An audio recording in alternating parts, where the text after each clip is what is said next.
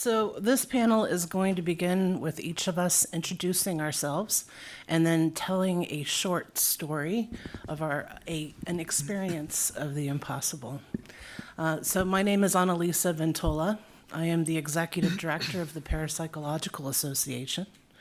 I'm a consultant to the Society for Scientific Exploration. And I'm also the founder of a community website called Public Parapsychology. And the purpose of that site is to advance parapsychological research and efforts that inform and are informed by the public good. Now, for my story, I'm going to tell the story of the very first impossible experience I remember, which surprisingly I was in my 20s when it happened, and I had just dropped out of school for a brief bit, and I was working a dead-end job in Columbus, Ohio, and the workday was over, and I'm standing at the corner of Broad and High, which is the center of Columbus, Ohio. And at that point, it was a place that all of the buses, all the bus routes would converge. And so I'm standing on the corner, and it's very busy. Everybody's coming and going. And, knowing me, I'm daydreaming. I'm probably thinking about what I'm having for dinner that night. And then suddenly I think to myself, shame on me for standing between friends. And I'm like, wait, what was that? So I take a look around, and I notice that I'm almost 6 feet tall. And in front of me, there is this very, very tiny elderly woman. And then I look around behind me, and I see that there's also another tiny elderly woman. And I was like, okay, I'm standing between friends. So I do one action. I take a step to the left. And that's it. A moment or two goes by, and the woman who was in front of me turns around, and she says, "Oh, Fran! Wow, what are you, oh my gosh, it's been years, what are you doing?" And Fran's like, "Oh, Beatrice, oh my gosh, it must have been Frank's wedding. And how are Bill and the kids?" And they have this conversation like they are friends, and they are friends who have not seen each other in a very long time. Anyhow, I just stood there and watched the conversation. At one point, the woman who was in front of me, her bus came. She's like, "Well, that's my bus. It was so great catching up with you." She took off. Then my bus came, and I picked my jaw up off the floor, and I got on my bus, and that was that. So I'm gonna hop down to Gail, and then we'll make our way back to me. I'm Gail Husick, and this is a homecoming of sorts for me. I graduated from Rice in 1986 with a degree in economics, and then went on to Harvard Law School and spent a decade practicing securities law in Silicon Valley, working mostly with technology companies. And ordinary reality was working pretty well for me, and I really didn't have much use for most of the things we're talking about at this conference. And then I had some life-changing experiences where I realized that there was a whole field, a whole reality that I knew nothing about, and I needed to go explore that. And it took a while to get plugged in and really kind of find my bearings. One of the first things that I found that was helpful was Stanley Krippner's work on dream telepathy. And that's where I realized that these things are real, and we can acknowledge them, and we can also study them scientifically. And that got me a little bit back in my comfort zone so I could start exploring this. And that led me to remote viewing, and I studied and trained in remote viewing. And now I run a group of professional remote viewers at the Husick Group, and we provide remote viewing services to clients like law enforcement, private individuals, journalists, really anyone who needs information that they can't get in ordinary ways. And the story I want to tell you is one of the projects from our team. We had been asked to use our remote viewing skills to assist law enforcement on a case involving a missing hiker. And one of the viewers submitted a remote viewing session indicating that the hiker was at a one-story blue wooden building, and that the owner of this building had a bottle collection that he was very proud of and displayed on shelves. And across the street from this one-story blue wooden building was something like a coffee shop or a cafe, and it had out front a sign or a statue with a representation of a large animal like a moose. So this was very specific. And I had some information about the hiker's last known position on the trail where he had last been seen. And so I went into Google Maps and started looking at inhabited areas near that spot to see if I could find a match for what our remote viewer had described. And it didn't take long before I was down in Street View in Google Maps. I found in a small town near that spot on the trail a one-story blue wooden building, and it was a tavern, which of course had bottles displayed on shelves. And across the street from the tavern was a coffee shop. And in front of the coffee shop was a huge statue of an elk. Not a moose, but an elk. Close enough. So this was really promising, and I reported this to our law enforcement contact so that they could use this in their investigation.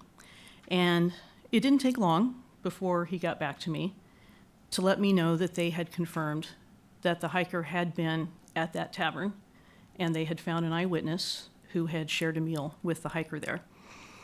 So we were hot on the trail, so to speak. The story that I just told you should have been impossible, because the viewer who was working on that was working completely blind, per our normal protocols. And what I mean by that is that viewer had been given no information about who we were looking for, the circumstances of their disappearance, what part of the planet they had gone missing in. He knew nothing about the case, and yet was able to provide this level of detail. All of the information that that viewer provided was acquired by purely mental or psychic means.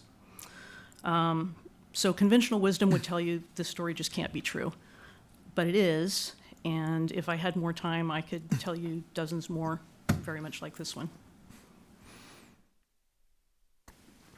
Okay. Kind of hard to follow that, but I'll try. My name's Elizabeth Krohn, and I guess as a little background, my education, I went to the University of Texas at Austin, and and then I finished at the University of Houston. I got married very young, and we moved back to Houston. I was 19, and I finished at the University of Houston. My undergrad degree is in business, and then I went to law school there. And that gave me no basis for what was about to happen to me. I'm sorry if I'm reading this, but I didn't want to run over. And when I start talking about what happened to me, I tend to talk a long time. So in 1988, I was 28 years old, and I was struck by lightning in the parking lot of my synagogue, which is actually right across the street over there. What followed was a very intense near-death experience in which I traveled to a beautiful garden, found myself steeped in and surrounded by and infused with this unconditional love, unlike any love that exists here. And I had the most informative conversation I've ever had. I was given a choice, and I chose to come back to this life. However, when I returned, I was not the same person I had been when I left. I found that I had been either gifted or cursed with precognitive abilities that I did not want. Physically, there were also changes, in addition to the burns that were on my body from the lightning. I now see auras around all living beings, including plants, animals, and of course humans. I have something called synesthesia, which is very hard to live with sometimes. And I have a very dysfunctional relationship with electricity. I can't wear watches or Fitbits or anything like that. And sometimes when I'm walking, like I was at my daughter's house a couple of years ago, and I was walking downstairs, and as I walked down, the light bulbs blew out in the stairwell above me as I went down. Other than telling my husband and my mother, and fortunately a therapist that understood what had happened, I didn't talk about my NDE publicly until 2015. That was 27 years after it had happened. It's now been 33 years, and I still recall every detail of it as if it happened an hour ago. And there's a lot more detail, but I will stop there. So I'm sitting here wondering if I should keep my arm with my Fitbit on it away from Elizabeth here. Not a bad At idea. the same time. And the fact that I lost my cell phone today is probably very good for my cell phone. So I'm Paul H. Smith. I put the H in there because there are a lot of Paul Smiths out there. Paul H. Smith. I'm a retired major in Army intelligence, Desert Storm veteran from southern Utah now. That I did spend 17 years up in Austin getting my PhD in unemployment, as my wife says. I have a PhD, that's a doctorate in philosophy. And I focused on philosophy of mind, consciousness, philosophy of science, and philosophy of parapsychology. But that's not why I'm here. As a captain in the Army for 7 years, I was a psychic spy for the military, literally. I was taught how to be a remote viewer, which is a form of disciplined clairvoyance, to oversimplistically describe it. And for 7 years, spied on the Soviets or the Hezbollah or narco-traffickers or tried to find hostages in the Middle East, all that kind of thing. And there's a lot more I could say about that, but that's probably enough to introduce me for these purposes. So on May 15th, 1987, I was invited over to our operations building to do a remote viewing session. I use the word invited to kind of dress up what the Army does do with you, right? I was asked to go over there to do an operational remote viewing session. Now, as a remote viewer, you can't know what the target is, what it is they want you to remote view. There's a number of reasons for that, maybe we'll talk about later. But so I go over and sit down, and I'm given this series of numbers: 369-147, 312-200. Now, I didn't know what that was for, what that it was hooked up to, but my subconscious found out, and it turned out later that what I was being asked to do was remote view whatever event in the near future was most important for the Department of Defense to know about. This is what I like to call a psychic or remote viewing fishing expedition, just to see if there's something out there that we need to have early warning on, right? And so then I proceeded to go through this process that I've been taught, and I described a large metallic structure moving through water in the dark of night. And that sort of resolved itself into the water being kind of a body of seawater surrounded by flat, sandy land, much in the distance, but still surrounded. The vessel gave me strong impressions of being a U.S. destroyer, of a warship of some kind. I got the impression of a flight deck, of radars, of all that kind of stuff, and I'm going along. And in the process, I got the impression of way off in the distance, an aircraft kind of orbiting. And then the aircraft dropped one or two of these little cylindrical objects with short, stubby wings that made a guttural roaring sound that kind of flew around kind of aimlessly. And until at some point, those objects and this vessel came together, and there were smoke and flame and loud noises, and the vessel canted to one side, and the people on the vessel were really, they were screaming and running around and milling around and shouting and all kinds of things. I got the impression of fire hoses on the deck and flame and smoke and all of that kind of thing. And I got a bunch more of information as well. I won't get into that right now.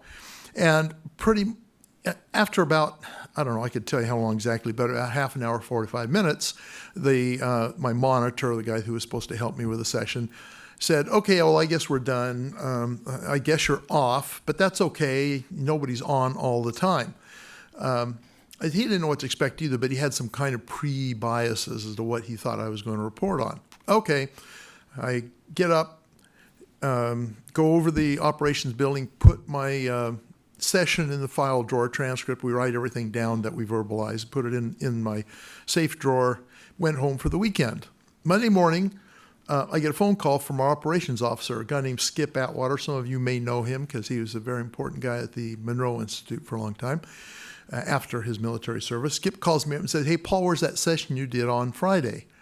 I said, well, it's in my safe drawer. Why do you care? He said, you haven't seen the papers this morning, have you? And no, I'd been getting my kids off school, all that kind of stuff. I didn't have time to mess with it. So I opened up my copy of the Washington Post. U.S. frigate attacked by Iraqi jet with Exocet missiles. It's on fire. 37 Americans died. Pictures of the ship showed it leaning like this with smoke and flames coming off of it. And I read that newspaper story, and I see my session unfold, what I described, 50 hours before it happened. So I've done a lot of remote viewing sessions. I've done some pretty remarkable ones. I've also messed up a bunch. You never are 100% with this, right? But that was by far the best session I ever did and the most accurate. Because several years later, I was taking an indications warning class at the Defense Intelligence College, and that Stark, the name of the ship was the USS Stark. That incident was one of their learning things, and I was able to read the after-action report, and it matched my session in every detail. I didn't leave anything out. Of course, my detail wasn't quite as rich as what the newspapers and the after-action report reported, but I also didn't include anything. Normally you get some noise in a remote viewing session. It was very remarkable. Okay, so just to finish up, you hear a lot of stories out there about remote viewing, about being psychic, and usually it's anecdotal. You sort of have to believe what the teller is telling you, right? I have evidence. In the CIA archives that were released starting in about 2004 are the original session transcript. This is a photocopy of it, but the whole thing is right here, the way I recounted it. And I also have a printout of the after-action report. And if you were to compare the two, we're not going to do it because that would take a long time, but if you compare the two, you'd see a remarkable resemblance. And skeptics have tried to deny that this was successful. They tried to figure out how to fit it into their various explanations of how people think they're being psychic and they're not. It doesn't work because this is fully attested and the detail is so rich, there's no way you can argue against it. So I will leave it at that, and I'm sure we'll come back to more of this experiential stuff in a minute. All right. Wow. The pleasures of going last. You'll do fine. Right? I'll try. My name is Sravana Borkataky-Varma. I am a scholar practitioner of Shakta Tantra, which is goddess Tantra, and I, kind of come from the Hindu tradition. But I'm not going to share a story on or an experience from Tantra, but an experience that I haven't quite still figured out what to do with it. So just a little backstory. When I said I'm a scholar practitioner, I was initiated at a very young age. My first initiation into the goddess practice in the temple called Kamakhya was at the age of 8. And then I went through my final initiation, which is called as Abhishekam in Sanskrit, was at 15. And this was 1980, I did the math, but I forgot, but 1989. And so at that time, when the final initiation happened, they gave me a piece of metal. The guru who initiated me gave me a very small piece of metal and said, always have it with you. 27 years, I've never lived without it. Not a single moment. I used to wear it for the longest period of time. And then too many people would ask, so, but long story cut short, I never lived without it. 2016, I'm in Auschwitz, the Auschwitz in Poland. I'd gone for a conference, so I decided to visit the museum. And when we walk in, there is a hallway. At the end of the hallway, there is a glass urn. I'm not sure if any one of you have been there. And it's a big glass urn which has the ashes. They kind of kept a little bit of the ashes from the crematorium. And so I walk in, I have this very strange bodily reaction. And the next thing I know, this piece of metal is in the glass urn, inside, staring at me. And remember, this is a piece of metal I've had a relationship with for 27 years. So I panic. I mean, even now I feel very, very, sensorially activated. So I panic, and I know where it always is. So I look, it's not there. And the moments from there are like so fast. I've tried to figure it out, but from extreme panic, like confusion, extreme panic, confusion. I'm looking at this piece of metal, it's mine, but how did it get inside the urn? And, what is happening? To this moment of intense clarity where something like I don't want to say it's a voice. At the same time, I don't know what to say, so I'll say it's a voice which tells me, you were the custodian. You were supposed to bring it. It is meant for someone here who needs it, and that's why you've left it behind. And while I had this huge confusion, and I still sometimes miss it, but at the same time, I felt intensely, grateful that I was the custodian, and I kept it safe, and I left it where it was meant. So that's my experience. And as I said, like many of us, we're still figuring it out. So yeah, I'm going to stop there. You did top mine. So it was a couple months ago that Jeff asked me to speak here for about 10 or 15 minutes. And on anything relating to experiencing the impossible. And I still plan to make the best use of that time. So as I mentioned before, I am the executive director of the Parapsychological Association, and I get the great privilege to work with these authors of the impossible on a daily basis.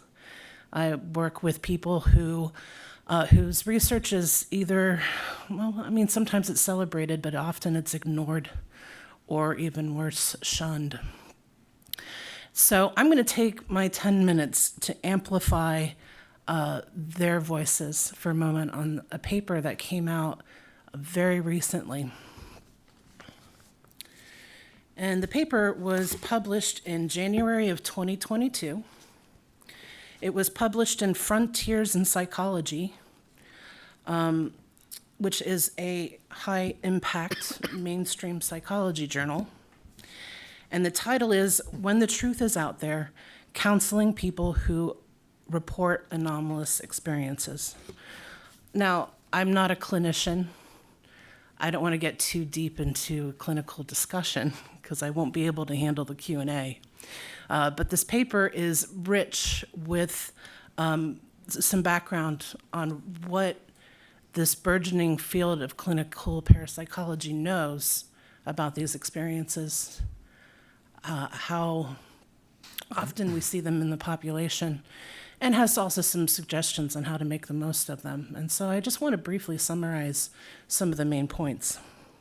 So it was written by Dr. Thomas Rabiron, who, in addition to many university appointments, he is a co-founder of the Center for Information Research and Counseling about Exceptional Experiences in France. They call it CIRCE for short. And in the beginning of the article, he talks about the types of experiences that we're talking about. And so he lists things like psychic impressions, visions and apparitions, OBEs, psychokinesis and poltergeists, magnetism or healing experiences, encounter experiences, NDEs, mediumistic communications, recollection of a past life, like such as reincarnation, mystical experiences, and abductions. And in his literature review, he shows that a lot of the surveys of the population shows that between 1/3 and 1/2 of the population reports having at least one such experience during their lifetime, which suggests that these experiences are pretty normal. Now, out of those 1/3 to 1/2 of people who report these experiences, nearly half of them are untroubled by them or consider them pleasant, but the other half may find them distressing. Previous research in this area has shown that the relationship between anomalous or extraordinary experiences the relationship between those experiences and mental disorders is complex, but it cannot be reduced to psychopathology, even if they are frequently associated with trauma. I've done my own research in haunting experiences. I've also found that I have failed to find a correlation between haunting experiences and any kind of cognitive deficiencies in the percipient. Our journals are filled with these kinds of studies. We cannot tie it to psychopathology or to cognitive deficiency. Unfortunately, there is the suffering of people who have distressing experiences is increased because of the difficulty about talking about them.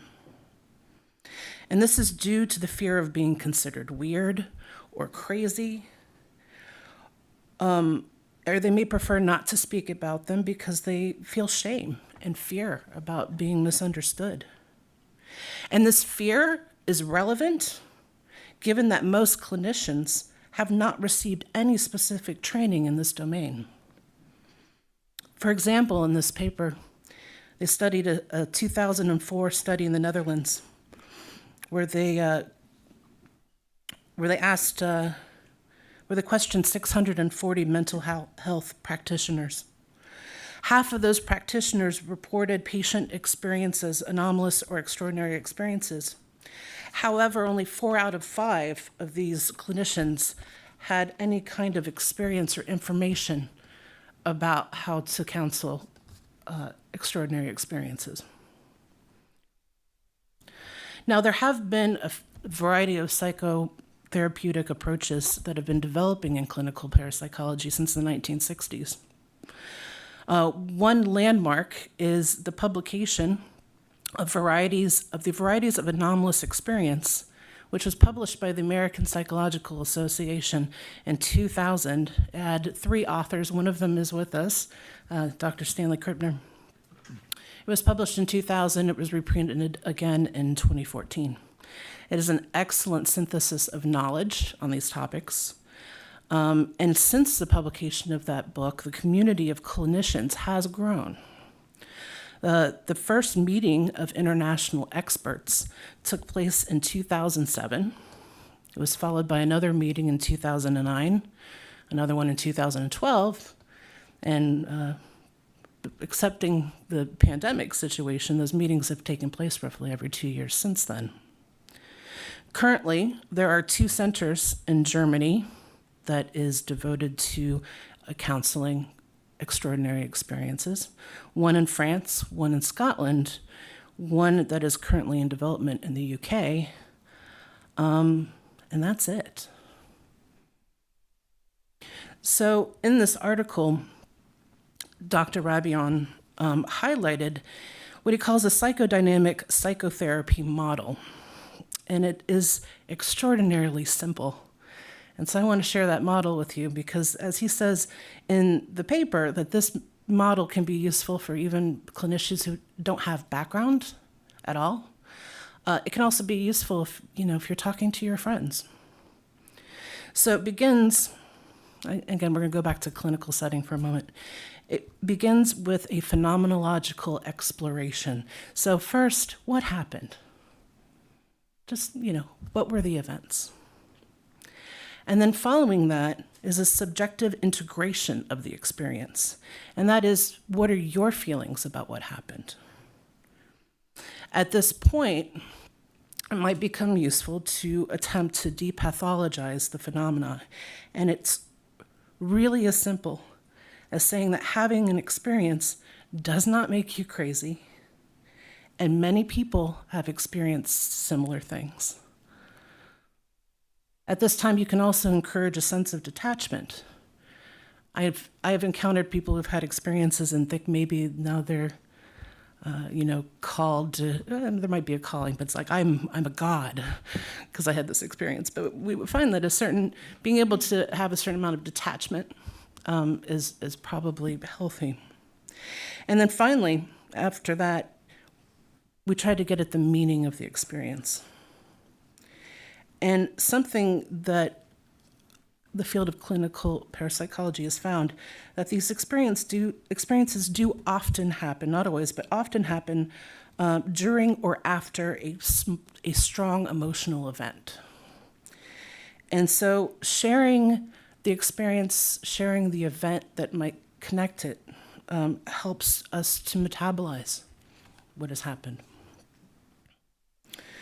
So, sadly, most clinicians are still not trained on how to deal with these experiences. And patients, experiencers can still expect an attitude of rejection, a reduction to mental disorders. And sadly enough, that creates what we call a secondary trauma of having been judged.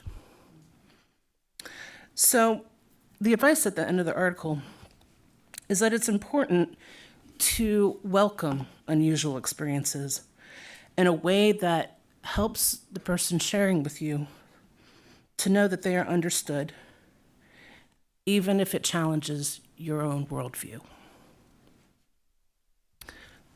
So, I do have some questions and to stimulate a discussion, but first I want to invite anybody on the panel who might want to comment.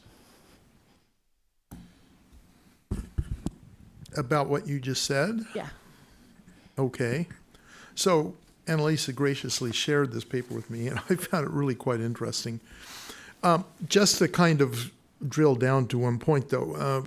So if 50% roughly of people have negative experiences with this, that's an interesting figure, and I think that there are some social causes of it, not necessarily phenomenal causes of it.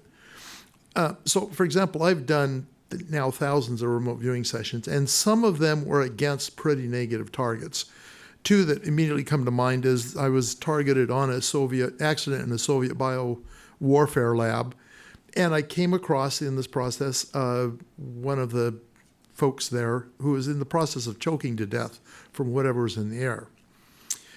And that was somewhat disturbing to me, but we were taught modalities to how to deal with that, and so I did. And okay, so it was a negative target. I wouldn't say I had a negative experience with it. I was able to integrate it, and I love this phrase, metabolize what happened, right? Another one was we're supposed to remote view the current condition and state of Lieutenant Colonel Bill Higgins, who had been kidnapped by Hezbollah in Lebanon, and at the time, I determined that he was dead.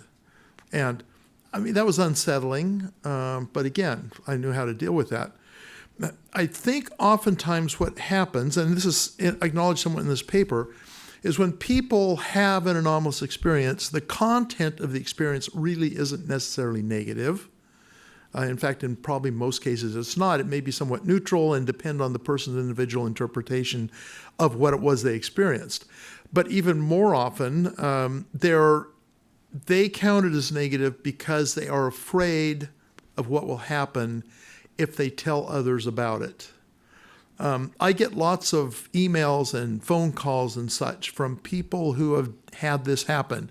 They've had these experiences, and there's no one they feel safe in explaining it to. So they'll call me up because they think I will at least understand, which is true, right? And that has to do with the social context. So our society, Western society in particular, has tended to, what's the word we like to use, marginalize these kind of people who have these kind of experiences. We think because we don't have an explanation for it, we think it's a subjective experience. They're making it up. They must be a little bit on the edge mentally or whatever. And so there's a kind of a stigma that's associated with this. And people who have these spontaneous kind of ESP experiences, for example, and I'll talk in those terms because those are the most, in a way, innocent of the bunch. They spontaneously have an ESP experience, never had it before. It's a little disturbing because they're a little bit worried what will happen socially to them if they're reported. And so they experience it as a negative. They interpret it negatively. There's this phenomenon in our modern culture that I call media, and let's see, how do I say it? Media-generated fear. We see this all the time, right? If there's a mass shooting, a terrorist event, a war going on, the media constantly reports this over and over and over again. 724. Favorite story of mine is during the Gulf War. I was there, but we did get a CNN feed for a while. There was one infantry company that got trapped under a freeway bridge in the middle of an Iraqi mortar attack. And they were only there for a little while and nobody got hurt. But CNN kept showing that same event over and over and over again. And I was getting mail from people at home saying, wow, we're really getting killed over there. And no, we weren't. Okay, the media had generated that feeling of fear amongst the American populace, and we get that all the time. Even now, you notice during the Ukrainian thing, that's a bad situation, but the media is giving that perception to us even worse. We get anxious about that because we have this media-generated fear. Well, analogically, that's what's happening when people have these exceptional experiences, and they have an anomalous experience, if you will, and they're worried because the social context makes those seem like a bad thing. Okay. There's one other factor here, though, and that's, I had a term for it. I use that favorite term of mine today, ontology, right? It's kind of like an ontological shock, right? They have a certain view of the world, and they're going along operating under that theory of the world, and then all of a sudden something happens to them that completely upends that. Most of the world is still the same, but all of a sudden they realize it's not as same as they thought. There's something really strange going on that sort of upends their paradigm. It really is akin to Kuhn's paradigm shift, except this is the individual personal paradigm that's getting upended and overturned. And that in itself is an emotionally traumatic event, which is why it's so hard to change paradigms in society, is because it's emotionally challenging for everyone who's invested in that paradigm. So ultimately, the content of these experiences, sometimes they are traumatic, but generally speaking, they're neutral, depending on how you interpret them. And the interpretation is skewed by our society and by the way we perceive the world. Yeah, I was thinking about that because, in a perfect world, we want people's extraordinary experiences to be wonderful and joyful and empowering events, right? But then I was thinking earlier today, what would the world look like if we were all having these experiences and we had no shame about them? And I wonder if maybe there's a purpose that the fear and the shame, if there's a purpose, if it's something that fear and shame is serving. And who is it serving? And can I make a comment on that? A couple of things. First, I wanted to comment on having therapists that are trained in handling this type of thing. That is very important, very important. But it's also very important that we have clergy that is trained. And for the most part, we don't. And my experience when it happened to me, I felt like it was a spiritual / religious experience. And I tried for years to find clergy that could help me. And basically I'd get a pat on the head and, oh, you're fine, you're fine. And I wasn't fine.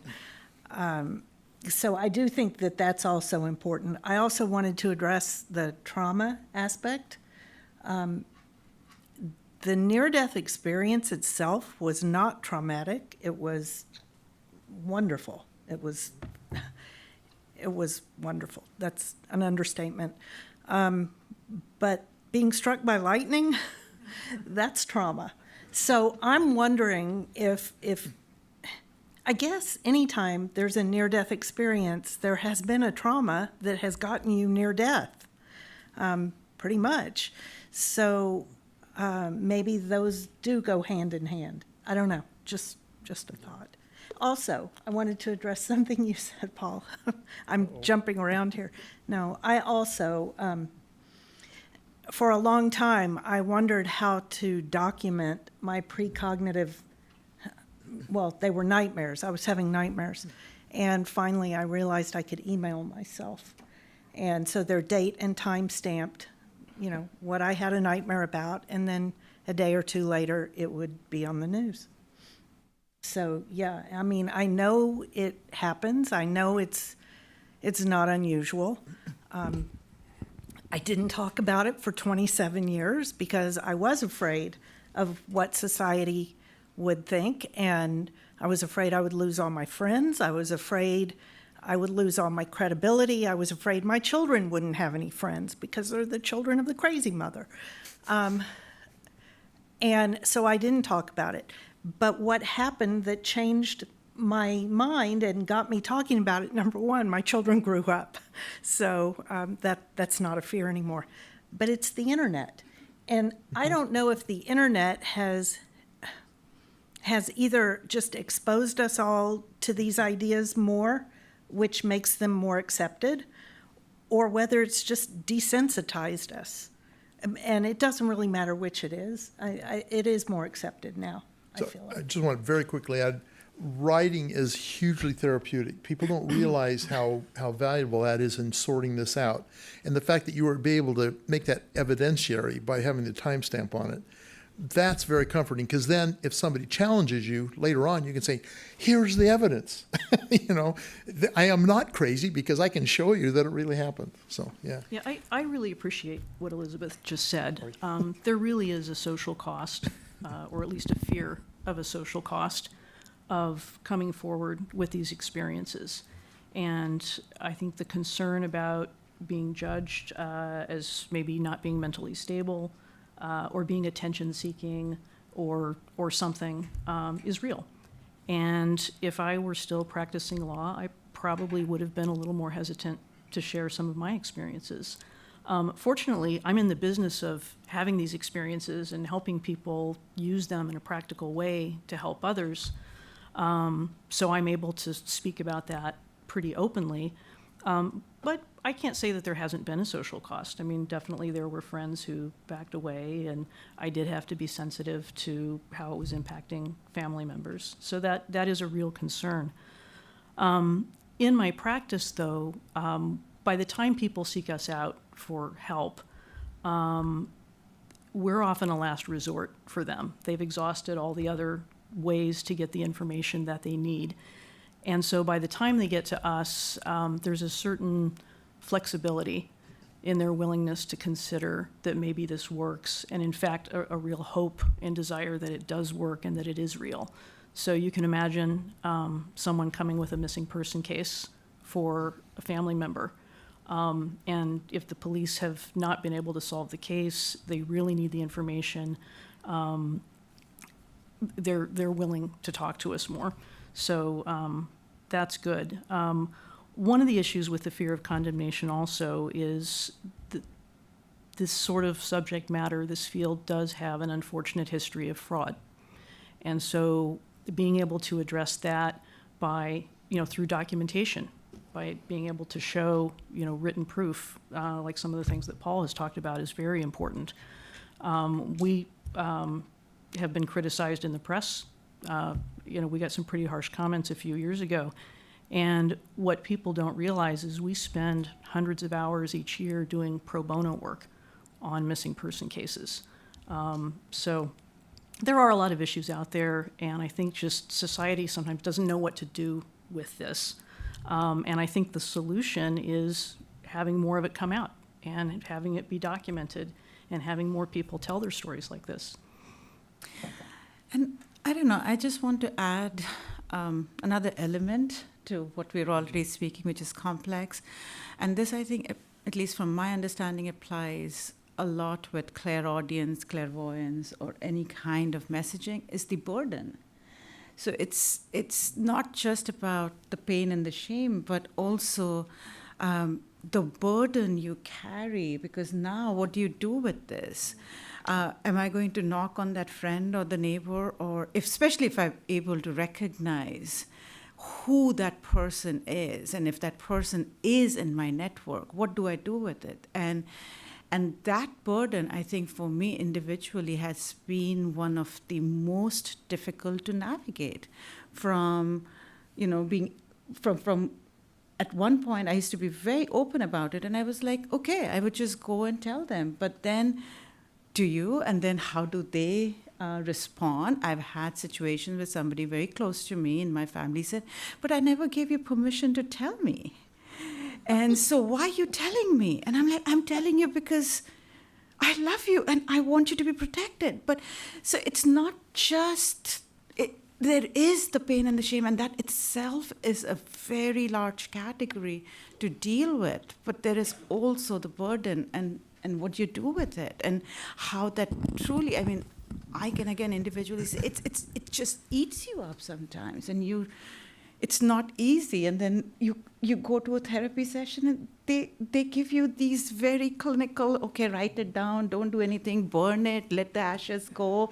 No, I mean, this is... That works really well. No. Yeah, but yes, exactly. And I'm like, no, this is someone I really, really care. Do I say or not say? So I think we also have to talk about personal burden that happens when you're going through these, if you just happen to have that kind of... Can I address that? Is that okay? Sure, yeah.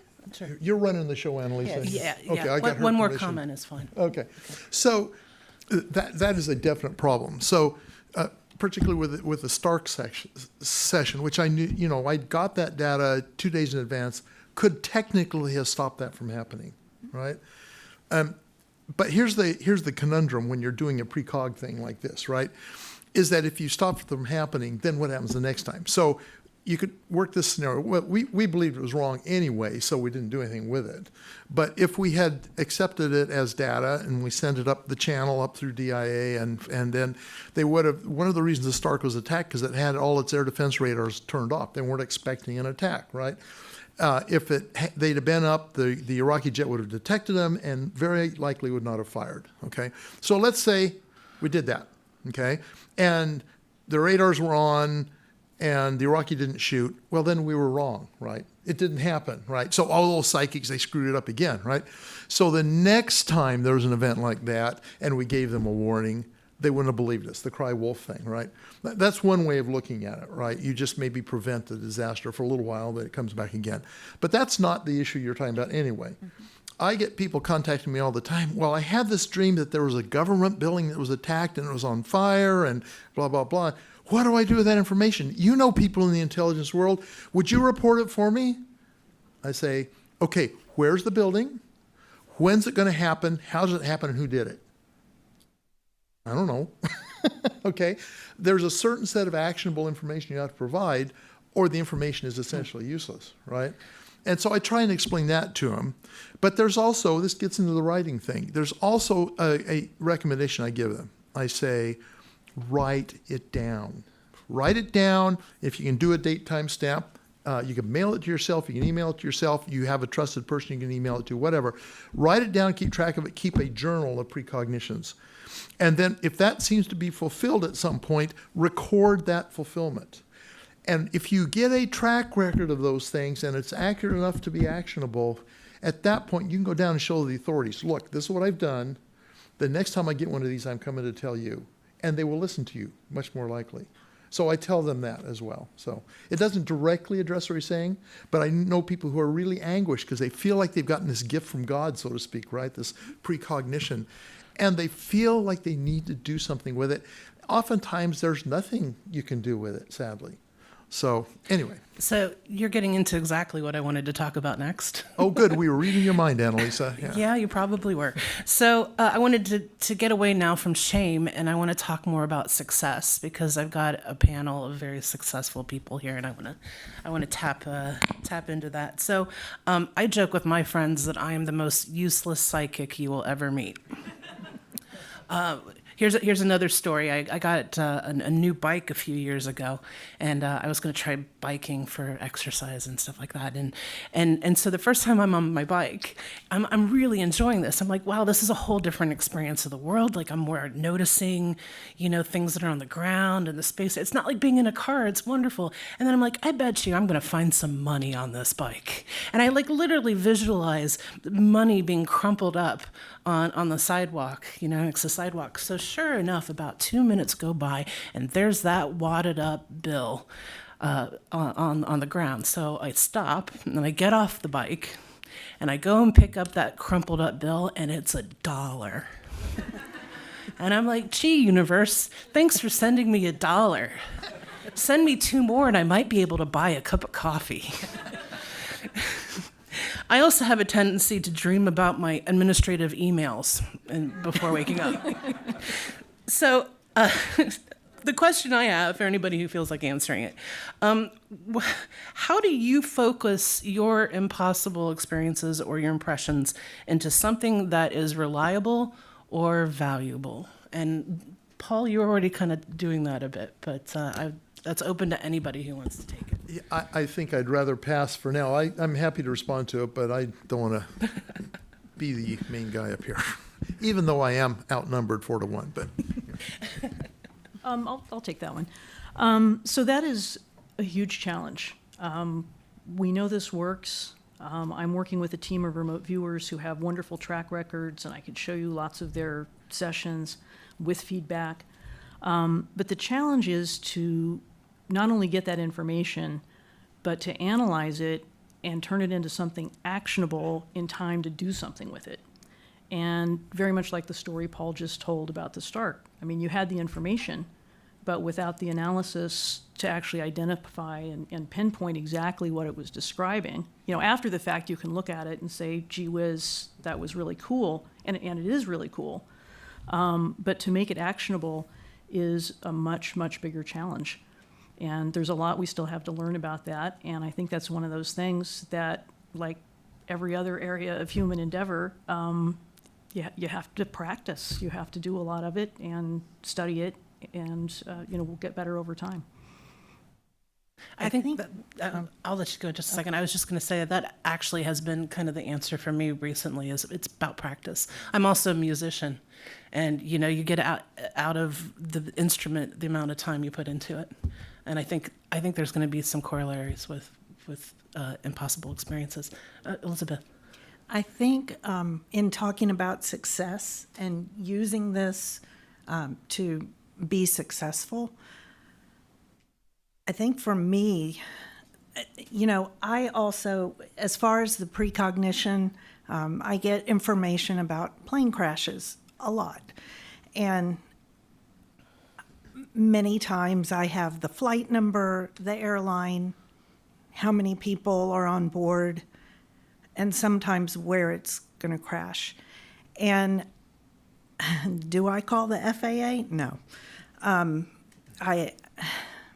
There's a couple of things. First of all, people have free will. So not every time I have a nightmare does a plane crash.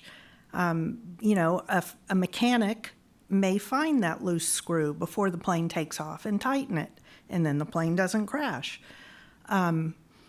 So that's not talking about success, though. Success for me is helping people by taking away their fear of death, helping people that are in hospice. I have no fear of death, and I think it helps when people hear stories like this, especially if they're facing death themselves or have a loved one facing death or recently that died. And so for me, that's where I feel success. I feel like I've helped. Yeah, so it's not so much, I haven't monetized it. I haven't turned it into a business. It just, I get phone calls all the time from people that say, I heard I should talk to you. And it makes me feel great when that happens, and it helps them. And for me, it's the same. One is practice for sure. I do practice, my practice is within my lineage. But like you, for me, it's not just the fear of death, it's fear, period. And I've understood this as a gift. And because it's a gift, I will not accept any form of money ever. So I have, again, just very recently, I would say, decided to be a little more open about it and be willing to have more people call me. Because I'm also in the academia, so I did a little bit of the dance of how much do I let this know to people. But I think I'm beyond it. I'm like, you know what, in academia, if you don't love me, they do so far, but if you don't love me, your loss. So I've kind of gone a little further, but no, totally. I'm on the fear space, and no money. Like, no money will ever touch my hand for this space or this healing or this service, however we call it. Yeah. Paul, do you have anything else? Or should we open up for questions? Yeah, so I kind of feel like your question is practically oriented. What techniques would you suggest? Is that where you're going with that? What does success mean for you? Oh, success? Success means not being wrong. Yes. Not being right either is close to success. But, well, I think I'm going to give you some practical ideas anyway. And of course, so the thing about remote viewing, I like to say that the most distinctive thing about remote viewing, as opposed to any other kind of psychic modality, is that it recognizes this phenomenon that we call mental noise, and it gives you techniques how to deal with it. Okay, so what mental noise, what I'm talking about, is all the racket that's going on in our heads all the time. The guesses, the speculations, the memories, and all that kind of stuff that's seething around in there. And anytime you try and be psychic, that kicks in with a vengeance, because, and I'm going to speak simplistically, if there's psychologists in the room, they'll know I'm being overly simplistic, but we'll talk right brain, left brain here, okay? So by and large, the right brain seems to be where most psychic behavior emerges, right? And this is based on laboratory studies at SRI, and it's there's a little bit of hand-waving going, but nonetheless, it's worth considering in these terms. Left brain is what does the analysis. In fact, there's a prominent experimental psychologist named Michael Gazzaniga who's gotten into the split brain research very deeply. He talks about the left brain interpreter, which gets the information that your senses perceive and then proceeds to tell you what it means. So when you're in this, for want of a better term, psychic environment, you're getting this very subtle signal coming in, and it's easy to, first of all, not recognize to begin with, but then when you do recognize it, then your left brain kicks in, this left brain analyst kicks in, and it starts telling you what it means. But it doesn't have enough information to go on, so it's jumping to a lot of conclusions. Okay? So you end up getting false positives, wrong answers, misbeliefs about what it is you're experiencing. And that happens in any ESP-based modality, okay? And now when we're in this particular environment we're talking about now, oftentimes the people who call me up with these presentiments, saying there's a building that's burning down, whatever, they often turn out to be wrong, okay? I don't say it that bluntly to them because the future hasn't got there yet, right? So, but when you do start seeing their prediction and comparing to things that do happen, it oftentimes tends not to happen. And what happens is you get an impression, and then you have to decide whether it's something that you really are getting as an impression or something that you're making up. Not intentionally, but still making up. And how do you tell the difference? That's where the practice part comes in, right? And that's where the record-keeping part comes in, right? You keep track of what you think you're perceiving and whether it turns out or not, and you start thinking, okay, now what of that could be conflation? What of that could be mental noise? And over time, you'll say, well, that one turned out to be not right. That one turned out to be right. What's the difference between those two things? And over time, you'll tend to learn that. It's never perfect, but you'll tend to learn that. And you will tend to be right in your judgments about whether what you're getting is veridical or not and whether it ought to be trusted. And so that's just how I generally say you could deal with that. Thanks, Paul. I think this is probably a good time to take questions.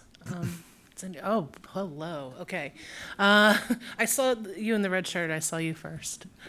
We like questions because it helps pass the time.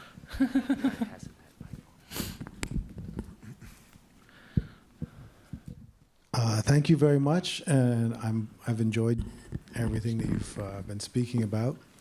And I have a question that I actually came to the conference with, and I'm hoping you'll be able to help me with it.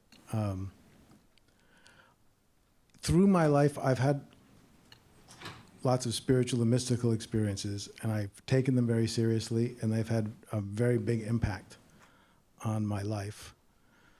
And then 7-8 years ago, I read Authors of the Impossible, which had a very big impact on my life because I realized that I had always had some what would be considered paranormal experiences. But I never took them seriously, and I always put them in a basket of, wow, that was weird. And so I realized reading that book that I have a distinction in my mind between a mystical and spiritual experience and a paranormal experience. And of course, here we're talking about experiences of the impossible. So that's helpful because I can wrap a big circle around the whole thing. But I'm still with this question of wanting to know if there's a difference. Because sitting here, listening to everyone here, really, I can see all mystical experiences essentially are paranormal, and all paranormal experiences are essentially spiritual. And yet I'm still curious about the distinction I seem to make in my own mind around these things. And I'm just curious if any of you have something that will help. I have something to say about that because I had the same kind of question. And for me, the paranormal is spiritual. And I think it's one thing. It's all one thing because what it all leads to is the fact that consciousness survives death. And that's it. All of it points to that. And for me, it is not. For me, my spiritual religious is very different, distinct from what I would call clairvoyance, clairaudience, or any kind of messaging. For me, these are two very distinct parallel systems of sorts, but it's my spiritual, my religious that helps me with my training and my practice, my sadhana, to be able to fine-tune and sift through some of the stuff that comes on this side. So it's, for me, two very different registers of sorts. But they kind of speak to each other. They support each other, they help each other, but they're two very different registers.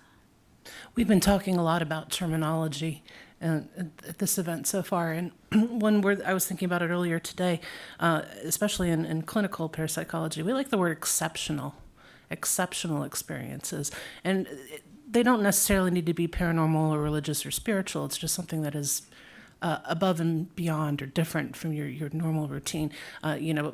Runners have peak experiences. That's also exceptional, but I think it's a useful category to reflect on. Yeah, I think this is an area where humility is in order. There's so much we don't know, that I don't know, about how this works, that I wouldn't even hazard a guess as to where you draw the line between spiritual and paranormal. What I can say from my experience in doing remote viewing work is I do see a distinction between spontaneous experiences and intentional experiences, both of which are valid.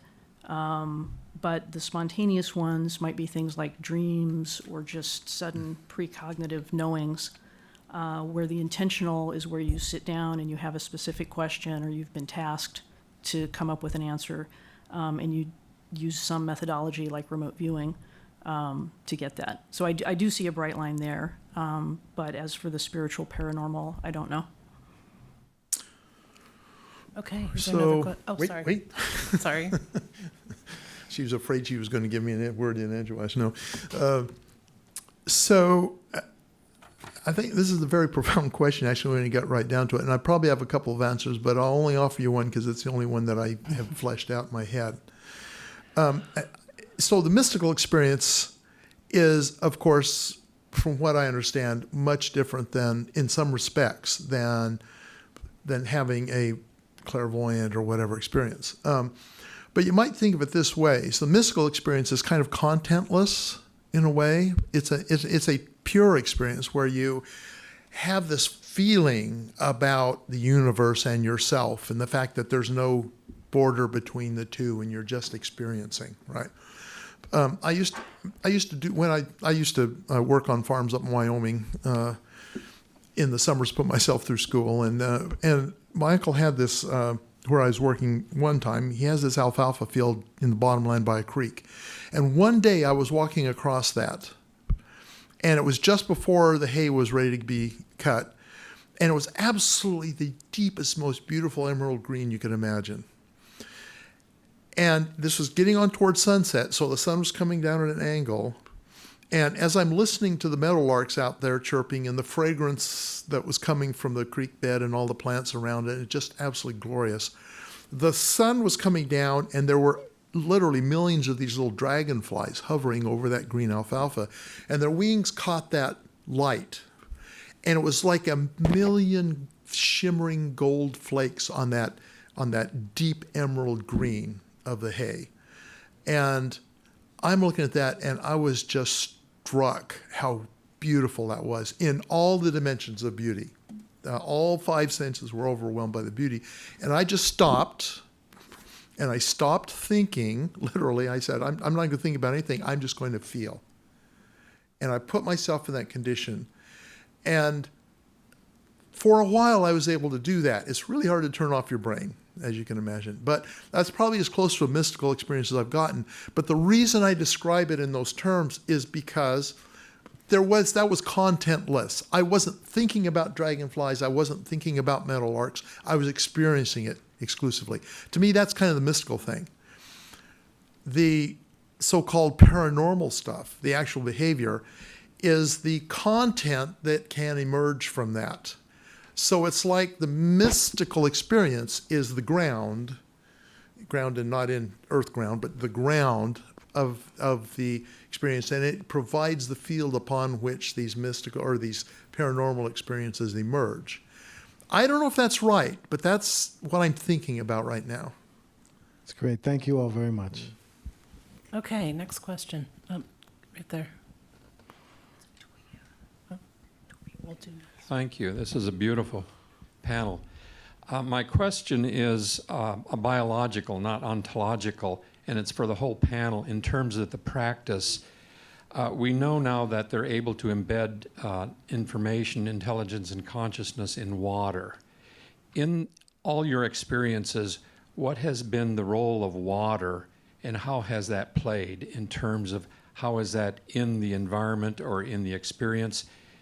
I know you've had the experience with lightning, but water is that which connects us all as living beings. But I'm just wondering what might be in that realm of the role of water as medium for all of this. After the lightning, there was a lot of water. I fell into a puddle. It was raining.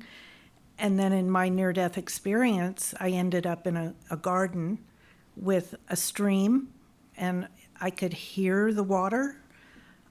So it wasn't just visual. I could hear it. And then also, when I have these plane crash nightmares, many times water's involved. The plane crashes in the ocean, or in the instance of Captain Sully, the plane landed on the water, on the Hudson River. So water is big in my case. Same with me. but not the way you experienced it, or it comes. For me, I can almost feel the water element in my body to be a lot more activated of sorts. So the tattva is very, very active. And typically once I call myself the portal at that point, once that message, whatever it is, has come through, I'm parched, I'm dehydrated, I am thirsty, and to a point where my throat hurts. It's a very strange kind of thirst. And so that's kind of my relationship with water. My experiences are sporadic and useless, so I don't have anything. Anybody else before I take another? Yeah. So I know this will. Oh, wait a minute, I got to get a drink. No. I know this will shock Gail and probably some of the rest of you out there, but I have no opinion about this. I don't know. Okay, we had a question at the front here.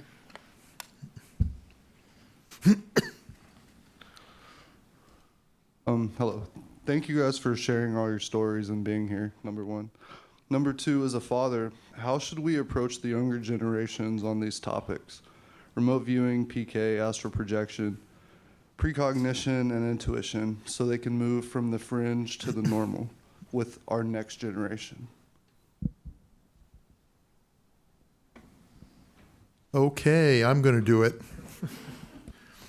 So I have 4 kids. Well, the first thing I want to say, this is the principle. You want to treat it as normal. Then we don't run into the problems that we had that this paper introduces. If your kids recognize it as normal, they're not going to have trauma about this. Even if they do have a traumatic experience, they'll recognize that they're not all that way. You know, all these aren't like that. It'll give them a normalization for unusual occurrences, right? I've tried to engage all my kids in this when they were little. That was when I was still assigned at the at Fort Meade in the remote viewing unit. I would take my first 3, I hadn't had the 4th one yet, first 3 over to the operations building, and I was trying to get them to douse the lottery. So I had a matrix, you know, all the numbers that the lottery would be, and I had these small Reese's peanut butter cups, and I'd give them a stack, and they'd have the matrix there, and I'd say, okay, I want you to put one of these on each of the squares you think you're going to see a Reese's cup on, the small ones, tomorrow, which would be after the lottery was drawn. I better not get too close to that. Anyway, and so they would put them on there, and then I'd say, okay, and I keep track of it. And then when the lottery was drawn, I kept track of each one of them individually. I'd figure out which squares were correct, and I would put the cups on the correct squares. And they got to eat the ones that they got right, okay? And the best we did was 4. We got 4 of them right. And I thought, darn it, I didn't realize that was in the money on the lottery. We would have made $100,000 if I cashed that ticket in. but that wasn't, I mean, that was the goal. I mean, I was in debt, and, you know, I was going through a divorce, and we needed some income. So that was disappointing. I wish I'd been paying better attention to the rules. But my 3 sons have actually, in one way or another, participated in remote viewing with me. 2 of them have taken my basic course. One of them did an experiment at the University of Colorado in associative remote viewing, which was highly successful with his class there. My youngest son did a 4th grade science fair project on remote viewing that was highly successful and absolutely freaked his teacher out.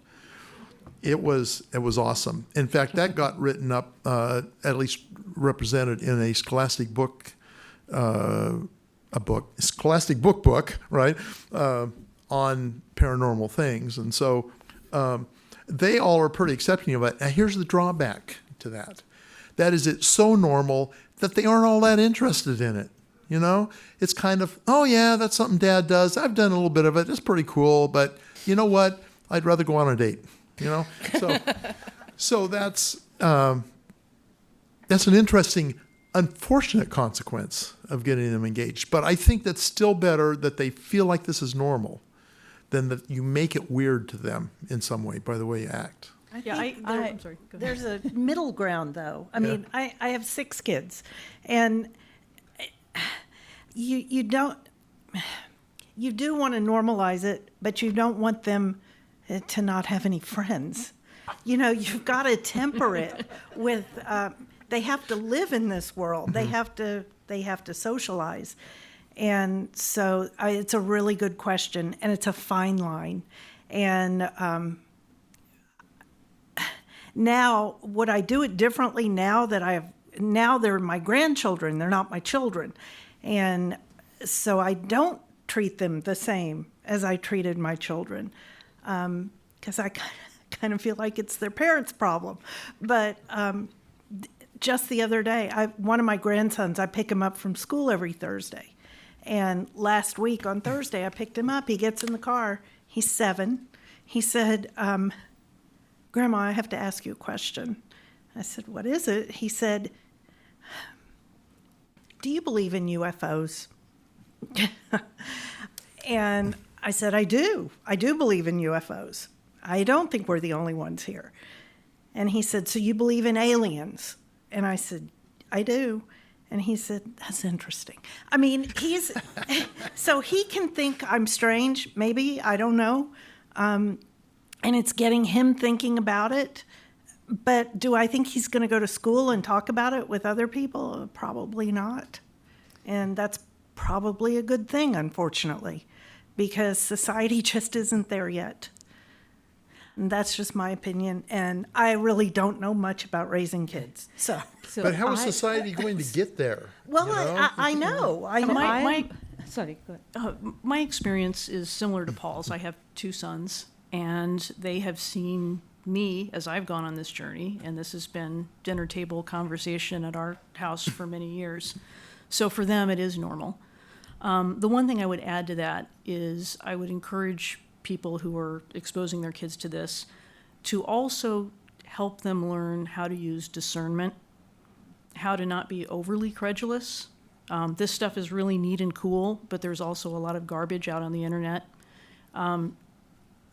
There is a place for legitimate skepticism. So when I talk about these things with my boys, I show them the examples, they've seen it, but we also talk about, well, what could be another explanation for what you just saw or what someone has reported? How could you discern which explanation is the right one? Or how could you set up an experiment to untangle these things? So as neat and amazing as this stuff is, I think you do need to arm them with the tools they need to discern what's real. I'm a product of being normal. So my parents, especially my father, he never made a big deal of it or asked me to shut up. Then when I became a mom, I also started grad school here, so I would bring my daughter to all kinds of classes, and she would sit under the table, play Nintendo DS, which was very popular at that time. But she did, when she was about 12, 13, once told me, Mama, don't say these things. People will think we are weird, and nobody will be our friends. So I said, okay. So I said, you tell me when you're ready for me to talk again. And she said, okay. So it lasted maybe a few months. But I think the fact that I told her I will not say till she was going to give me permission again, I think was a really good call looking back. And to have, Jeff and Klein and Bill Parson and Elias, and for her to be around religious studies at Rice was easy for me. So that was easy parenting access. But I think also respecting when they say don't talk or don't say, giving them that space to just hold and see where it goes. Yeah. So I'm not a parent, and I also was given the 5-minute warning. So I think we have time for one more question. And you were keeping better track, I think, than me. Who should it be? I just had I just wanted to ask something real quick. She'd already given me the microphone. I wanted to go back to the water and consciousness comment. Does anybody know if anybody's ever done a study of the water that comes from a woman's womb. If stem cells and the blood of a stem cell has the power of the healing, does the water that comes from the woman's womb have a consciousness or within, or a frequency or an energy that is lost that maybe could be studied? I didn't know if any of those kind of studies had ever been done. So in Tantra, menstruation blood is a big thing, and even the womb and the placenta is a very empowering thing. So there is a lot written on that front. All right, you want to call on the last person? I think someone from the either the here Right there? or they all You know, did it together. So The you guy pick. with the black mask? Yeah. This I guy. think they're talking about you, Dan. Thanks. So great panel. This is kind of an uneasy question for a lot of people to address. I'm going to attempt to ask or posit it respectfully. Speaking on discernment, there are a lot of people who don't have the best interest who fall into these areas of work, who are exploitive of gullibility and naivete, who make everyone who's doing the actual work in this in a serious way look bad, unfortunately. Aside from misinterpreted experiences or valid attempts that yielded incorrect information based upon your respective fields and lines of research and work, how should liars and charlatans be handled when it comes to this field? Well, let's take capital punishment off the table first, shall we? I think the best thing to do is ignore them.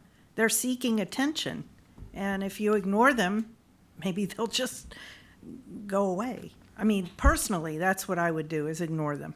Yeah, I think trying to address that is going to be an endless game of whack-a-mole.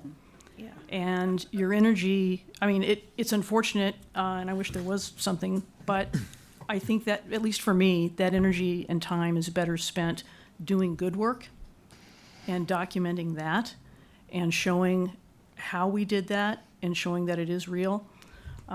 It is a problem, but that's how I would choose to spend my time and energy. I think you do need to, though, recognize that they really pull the whole field down. Certainly the skeptics, they'll talk about all the rampant fraud in the parapsychology world. And there is fraud in it, but it's not in the scientific parapsychology realm. There's a tiny bit there, but there's probably more in mainstream science than there is in parapsychology itself in terms of academic or research parapsychology. But because of all of this in the popular psychic field, for want of a better term, they're able to use that and then use that as a brush to tar the entire field. And so it's important that folks who want to support this positively, anytime they get a chance, point out that there's a difference between the popular field and the people who are serious researchers and serious promoters. Okay, and the incidence of fraud in the more responsible part of it is trivial, virtually insignificant, and that's what we care about anyway. So, but we do need to make that distinction. We also have to educate the public about this, because the skeptics have done such a great job of educating them the other way, right? We need to counteract that. Now, doing it individually, Gail's right, you never manage it, but corporately, we need to keep that in mind all the time when we talk to people. So, I think what Paul is saying is really important. Personally, I'm in a place where I'm less concerned about proof-oriented research and really more interested in getting at the process. And so for me, the Elizabeth's response, withholding attention, at least for me, is the best way to go. thank you very much. Thank you.